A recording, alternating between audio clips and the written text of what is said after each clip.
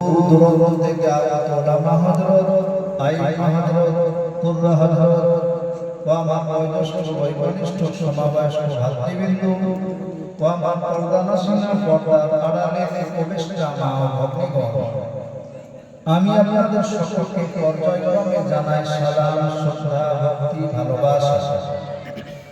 সমস্ত উপাসনা, আরাধনা, বন্দনা, সমস্ত স্তুতি সেই মহান আল্লাহ রাব্বুল ইজ্জতের জন্য, যিনি এক ওয়াহিদুল লা শারীকা লাহু, যিনি অক্ষয়, যিনি অভয়, যিনি চিরঞ্জীবী, যিনি সর্বদাই আছেন এবং সর্বদাই থাকবেন, যিনি কুল কায়নাতের খালিক, যিনি কুল কায়নাতের মালিক, সেই মহামহিয়ান মহাবলিয়ান সর্বশক্তিমান মাওলা মাহমুদের দরবারে যাবতীয় প্রশংসা।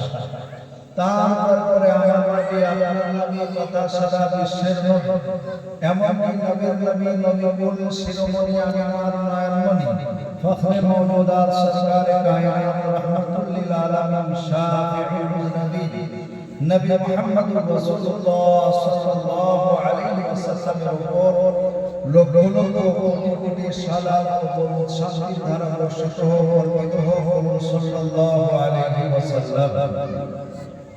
আল্লাহ রাব্বুল আলামিনের অশেষ মেহেরবানি, অনুগ্রহ, দয়া, কৃপা যে আল্লাহ রাব্বুল আলামিন আপনাকে আমাকে সুস্থ সবল রেখে, ঈমানী অবস্থায় রেখে এইরকম একটি কোরআন হাদিসের মাহফিলে আসার, বসার, বলার এবং শোনার সুবর্ণ সুযোগ দান করেছেন, যার জন্য আমরা সকলে আল্লাহ রাব্বুল আলামিনের কাছে কৃতজ্ঞতা বা শুকরিয়া আদায় করি। বলুন আলহামদুলিল্লাহ। জোরে সোরে মুহাম্মাদের সাথে বলুন আলহামদুলিল্লাহ। কি ব্যাপার বলেন, আপনারা কি খাওয়া দাওয়া করে বসেছেন না খান না? খাওয়া দাওয়া হয় না? হয়ে গেছে? তাহলে খাওয়া দাওয়া মানুষের এইরকম আওয়াজ। জোরে সোরে মুহাম্মাদের সাথে আল্লাহ শুকরিয়া আদায় করে বলুন আলহামদুলিল্লাহ। এখনো কিন্তু সবাই বলছেন যে সামনেকার গুলো বলছে আলহামদুলিল্লাহ, ছোটগুলো বলছে আমরা ঠিক আছে, তোরাই চালা। জোরে সোরে মুহাম্মাদের সাথে একসঙ্গে বলুন আল্লাহ শুকরিয়া আদায় করে বলুন আলহামদুলিল্লাহ। আপনারা কি মজলিসে এসে খুশি না বেজার? আরো জোরে খুশি না বেজার? এই মজলিসে এসে আপনাদের লাভ না লস? কি লাভ? এই মজলিসে যারা আসবে, বসবে, বলবে, শুনবে, বিগত জীবনের গুনাহ খাতা মাফ করবেন কে? আরো চিন্তা করেন কে? আল্লাহ। আপনারা এত দামি একটা মজলিসে এসেছেন যে এই মজলিসে যারা আসবে, বসবে, বলবে, শুনবে, আমল করবে, আল্লাহ রাব্বুল আলামিন তাদের বিগত জীবনের গুনাহ খাতা মাফ করে দেবেন। বলুন তাহলে মজলিসে এসে আপনাদের লাভ না লস? আরো জোরে লাভ না লস? মাশাআল্লাহ। তাহলে যা আমরা কোরআন হাদিসের কথা শুনবো এর প্রতি আমল করব। বলুন ইনশাআল্লাহ। করব ইনশাআল্লাহ। আমাদের আজকালকার জলসা সভাগুলো কিরকম হয় জানেন? শুধু কানে খাই ভাই ভাই কেমন বলবো, কাল সকালবেলায় কিভাবে শুধু আলোচনা হবে যে বক্তা কেমন ছিল নাকি বলছে। আমাকে নিজের জীবনের পরিবর্তন ঘটাতে হবে, আমার জন্য কোনটা দরকার সেটা নয়। কেমন বলা ছিল, সুর কিরকম ছিল, কেমন বলছিল, এইগুলো নিয়ে কি হবে আলোচনা হবে। কথা বলা ঠিক ঠিক না। এই করলে জীবনে পরিবর্তন আসবে, আরো চিন্তা এখন আসবে। এখন আমাদের জলসা শোনা কিরকম হয়েছে জানেন? আমার নানা একটা মাওলানা সাহেব ছিলেন, আলিয়া মাদ্রাসায় পড়ে মাওলানা করেছেন, দীর্ঘদিন ইমামতি করেছিলেন। এখন উনি হাই স্কুলে চাকরি পেয়ে গেছে।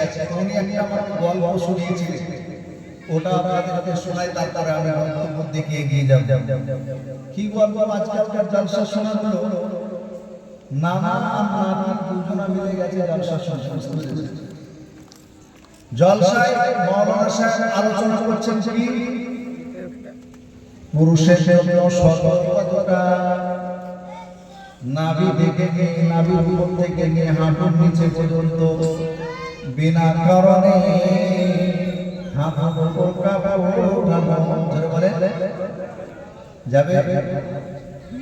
কিন্তু মাশাআল্লাহ আপনাদের এই দিকের খবর আমি জানি না, আমাদের বর্তমানে দেখেছি 75 বছর বয়স হয়ে গেছে, 80 বছর বয়স হয়ে গেছে, কাজ কাম কিচ্ছু নেই, চৌরাস্তায় বসে আছে, জামাতায় বসে আছে, রাস্তার সাইডে বসে আছে, এই পর্যন্ত কেঁচা মেরে বসে আছে, কাপড় তুলে বসে আছে, থাকে না থাকে না, বাড়ির ভিতরে বিবি আছে, ছেলে মেয়ে আছে, দেখা দেখার কোনো ব্যাপার নেই, এই পর্যন্ত কাপড় তুলে বসে থাকে না থাকে না, বিনা কারণে পুরুষের জন্য হাঁটু নিচে থেকে নাভির উপর থেকে নিয়ে নাভি থেকে নিয়ে হাঁটু নিচে পর্যন্ত, এটা হচ্ছে পুরুষের জন্য শত, এটা বিনা কারণে খোলা যাবে, বলে। আর কি গুনাহ হবে এমন করলে পরে, জোরে বলো, কাবিরা গুনাহ, বড় গুনাহ, কিন্তু এটা আমরা কিছু গুনাহ মনে করি, জোরে বলে না। বিনা কারণেই দেখবেন অনেক ইয়াং ছেলেরা লঙ্গি পরে কি করে একদম এদিক ওদিক করে জড়িয়ে দিয়ে হাঁটুর উপরে কাপড় তুলে রেখে দেয়,